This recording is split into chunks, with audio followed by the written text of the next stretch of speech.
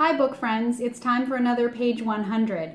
So I'm really fascinated by this nonfiction book that I picked up. Of course, curious about the title and the cover is, curiosity about title and cover sometimes will get me to pick up a book. And then obviously other times when I know it's going to be a big book or a popular author and I need to keep up on things. But this one just struck me as, what could this be about? And so far I'm actually learning a lot and feeling really enlightened. So that's one of the great things that books and reading will do for you. Sarah Prager is an activist and an author and someone who writes and speaks very eloquently about the queer experience in America today and in the history of queer people throughout religions and cultures and the world history, in fact.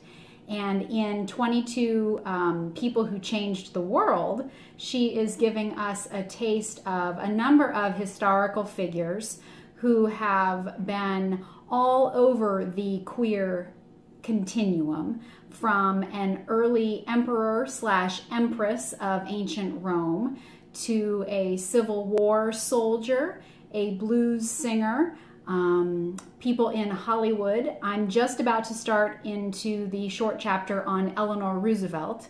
There was a little bit about Abraham Lincoln.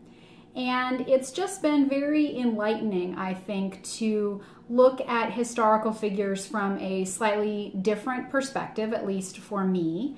And I really appreciate in her introduction how Sarah talks about and defines queer for the purposes of this book, the angle and lens from which she is looking at these different historical figures, and from a really important thing that she says very early on, which is once you realize that there is a history preceding you that may have been wiped over or never discussed or just left out of the regular narrative, you begin to see that the experience that you're having today, whomever you are, is not totally unique, that you have someone, or in fact many someones, who have walked these roads before you, helped to blaze the way, and give you the strength and courage to look at the world you're in and the changes you want to make, both for yourself and for those who come after you. And I find that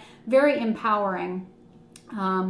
Obviously, I can't speak for the queer experience, but for the feminine experience and for all of these different marginalized and often overlooked and underrepresented aspects of history. Doesn't matter if it's US, European, African, world, whatever. It's not just straight white men who have done everything worth noting.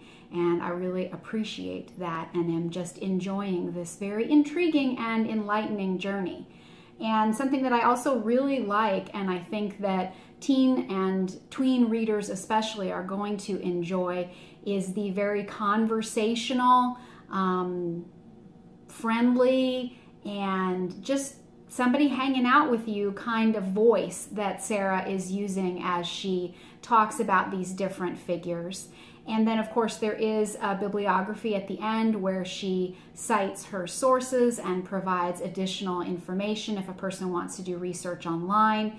There's a great glossary and explanation for all kinds of LGBTQ terminology that's used, some of which I wasn't familiar with, but have appreciated getting an introduction to. And like I said before, just whenever I can have the opportunity to look at history, historical figures, people, and events from a different and enriching angle, I think that my own knowledge and hopefully all readers' knowledge will be expanded on and added to by looking at things from a slightly different lens. So pick up Queer There and Everywhere when you get a chance. You won't be disappointed. Take care and I'll see you next time. Bye.